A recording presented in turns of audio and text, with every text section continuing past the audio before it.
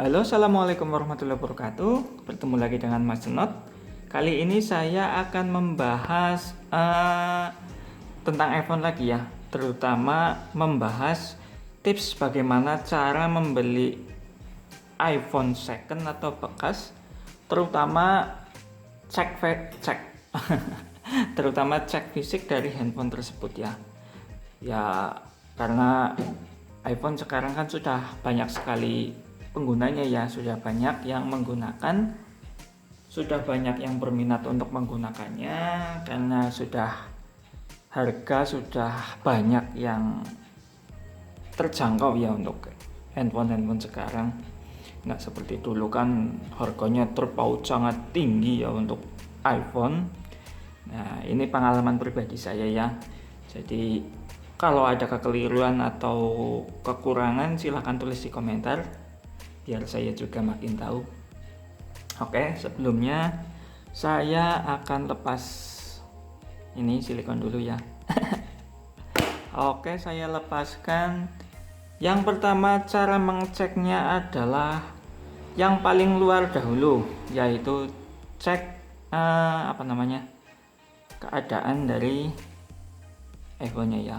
Untuk casingnya apakah sudah terbaret atau masih mulus, kita cek perlahan-lahan dengan teliti ya. Nah, kalau ini si cek ini pastikan ya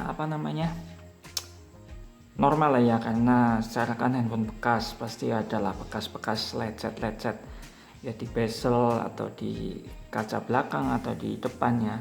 Terutama untuk di depan yang nggak pakai tempered glass pasti akan ada lecet-lecet seperti ini, kelihatan itu ya. Nah, ini yang di bagian lampu ini ya, ini lecet-lecet ya, bukan karena kotoran atau apa ini ya, karena saya nggak pakai tempered glass jadinya kan gampang terbaret halus untuk iPhone ya, untuk kaca depannya.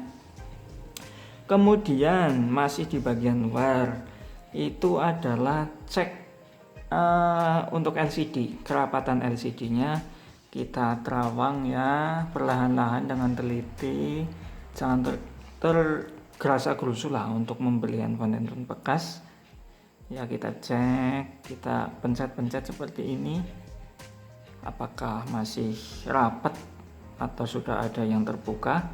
Karena untuk handphone yang sudah terbuka berarti mengindikasikan handphone ini LCD-nya pernah dilepas ya, atau mungkin sudah gantian ya, nanti saya akan bahas. Teliti dicek ya. Kemudian adalah lubang chargernya atau bautnya. Ini bautnya bisa dilihat untuk baut ini apakah masih halus atau mungkin sudah ada bekas bukakan atau bekas kunci ya. Kita cek dengan teliti. Kemudian setelah itu kita buka kunci dari iPhone-nya. Berarti untuk menandakan ini Touch ID atau fingerprint-nya masih berfungsi ya. Ini sudah jelas. Kemudian kita cek tombol-tombolnya, tombol fisik ya. Tombol power, kemudian ini tombol home ya. Kemudian tombol volume up, volume down, tombol mute ini ya, dicek berfungsi atau tidak, karena ini kan sangat berpengaruh kalau ada yang tidak berfungsi. Oke, sudah ya. Terus kemudian pengecekan yang selanjutnya adalah untuk ini ya, kamera ya. Ya, ini sudah pasti untuk iPhone pasti yang dicek adalah sektor kameranya, karena kalau kamera sudah berkurang sudah pasti harga dari bekasan iPhone ini sudah sangat turun. Untuk cek kamera belakang kita jepret seperti apa hasilnya, kita lihat. Oke, masih fokus ya, masih bagus. Kamera depan seperti apa? Halo. Ini kamera depan, oke, masih berfungsi. Kemudian adalah cek Touch ID ya, untuk handphone yang sudah Touch ID, maksudnya 3D Touch. Untuk handphone yang sudah 3D Touch kita cek seperti ini saja ya, set it.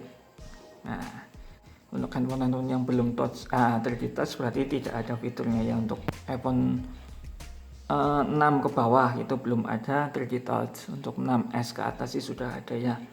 Terus adalah fitur dari speakernya ya, apakah berfungsi dengan normal atau tidak. Kita cek saja dengan musik ya, bisa.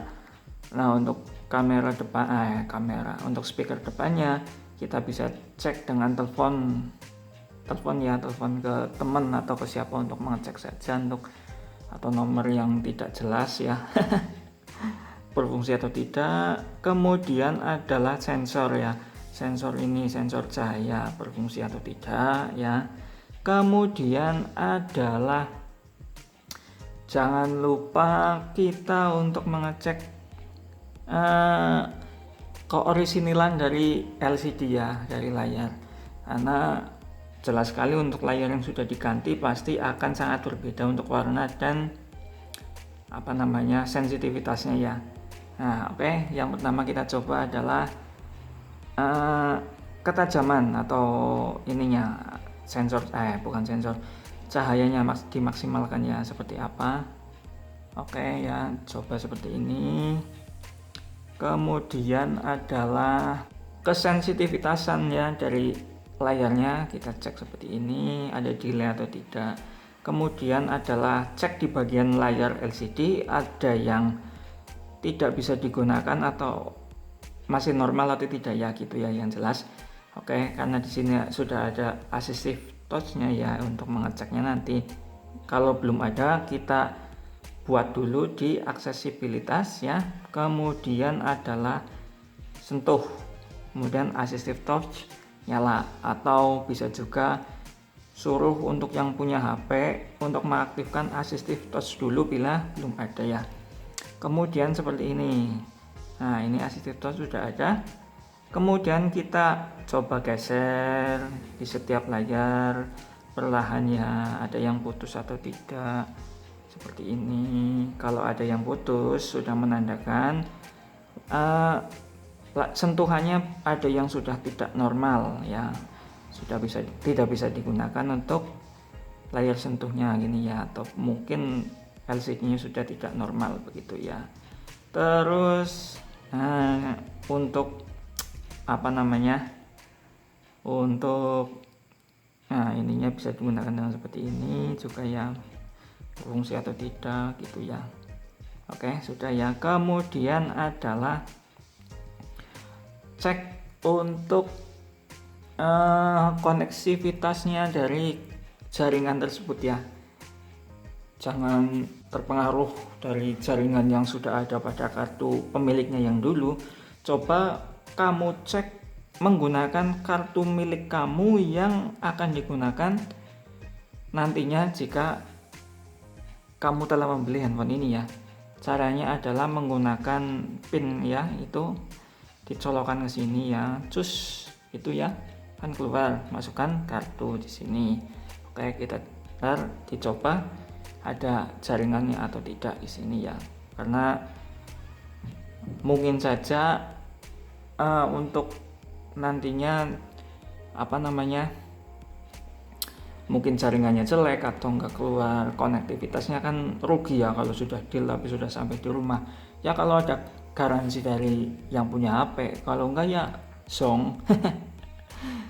Kemudian adalah cek baterai ya, apa mungkin baterai ini masih normal atau sudah pernah diganti, atau bisa ditanyakan langsung ke pemiliknya.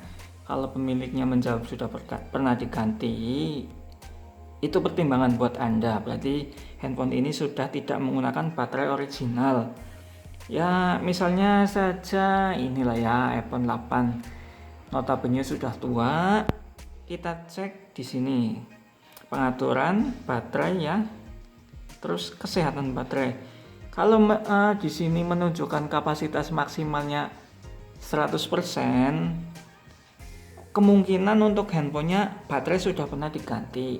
Itu kemungkinan loh ya.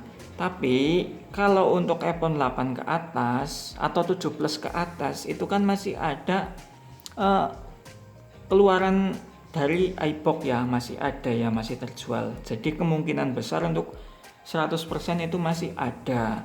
Tapi untuk handphone 7 ke bawah, bila baterainya masih 100%, kemungkinan besar baterainya sudah pernah diganti, tapi diganti dengan yang original atau yang KW ya, gitu ya.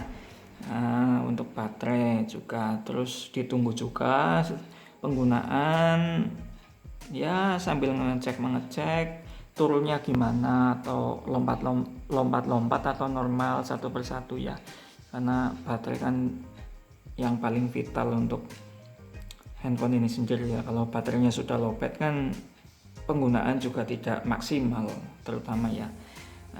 Kemudian adalah untuk kamera tadi kan belum ada flashnya ya, kita cek saja untuk inilah. Lampu senter kan sudah pasti nyala ya, terutama untuk flash juga pasti nyala tuh.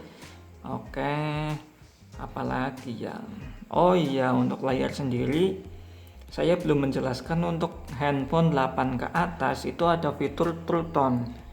Fitur True Tone itu fitur yang menunjukkan keoriginalan dari layar sendiri, walaupun sekarang sudah ada kopi serial number, jadi enggak kemungkinan layar yang tidak original sudah ada touch ID-nya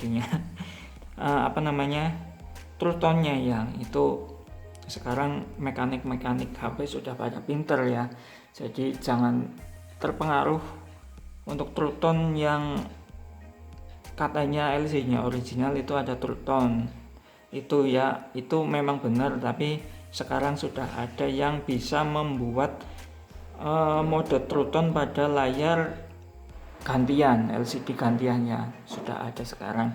Tapi untuk fitur True Tone ini menunjukkan kemungkinan besar layar kita itu masih original. Ini ya fitur True Tone ya.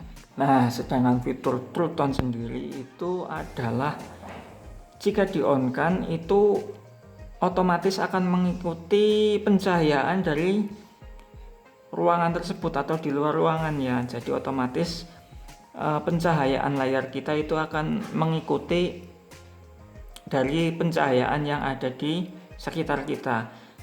Mungkin layar kita bisa menjadi menguning atau putih ya, tergantung dari kondisi cahaya itu ya. Apalagi ya, kemudian adalah cek juga tentang handphone itu sendiri ya, umum ya, mengenai. Jadi ini ya, bisa kita lihat serial numbernya dari iPhone 8 sudah jelas seperti ini. Nah, kemudian adalah nomor modelnya. Kalau awalan depan bukan M, awalan depannya itu F, berarti handphone ini adalah refurbish atau rekondisi dari pabrik iPhone-nya sendiri, karena mungkin kegagalan sistem ketika penjualan atau klaim garansi ya, juga bisa seperti itu. Kemudian kapasitasnya sekian, apalagi ya gitu ya, yang penting ini nomor modelnya ini ya. Tuh. Kemudian cek juga yang lain-lain ya. Yang lain-lain seperti Bluetooth, seperti WiFi, seperti kalkulator gitu ya, semuanya juga harus dicek. Terus ini yang paling utama dari handphone, ketika kamu sudah deal, sudah berjabat tangan dengan sang pemilik bahwa handphone itu sudah deal kebeli oleh kamu ya, yang terutama adalah ini iCloud. Loh, kok bisa kalau iCloud itu kamu sudah beli tapi iCloud-nya belum dikosongkan, dan mungkin kamu nggak tahu yang jual ada di mana, atau mungkin nomornya ketika kamu kontak sudah hilang. Waduh, repot bro, bakalan deh HP-mu jadi bandul kunci nantinya ya. Karena iCloud sendiri adalah ID dari handphonenya, yang tahu cuma pemilik dari yang punya dulu ya, pemilik awalnya ya.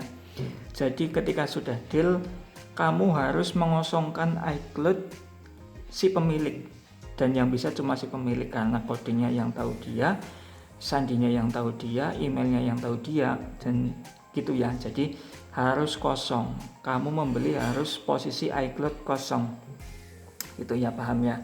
Nah nanti kemudian kalau sudah kosong, kamu minta untuk setelan reset pabrik gitu ya. Caranya adalah apa ya, saya lupa.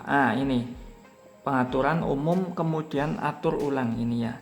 Nah pasti yang pemilik juga sudah tahu lah ya. Kalau cuma atur ulang pengaturan berarti aplikasi-aplikasi yang kamu download itu nggak akan hilang. Tapi untuk atur ulang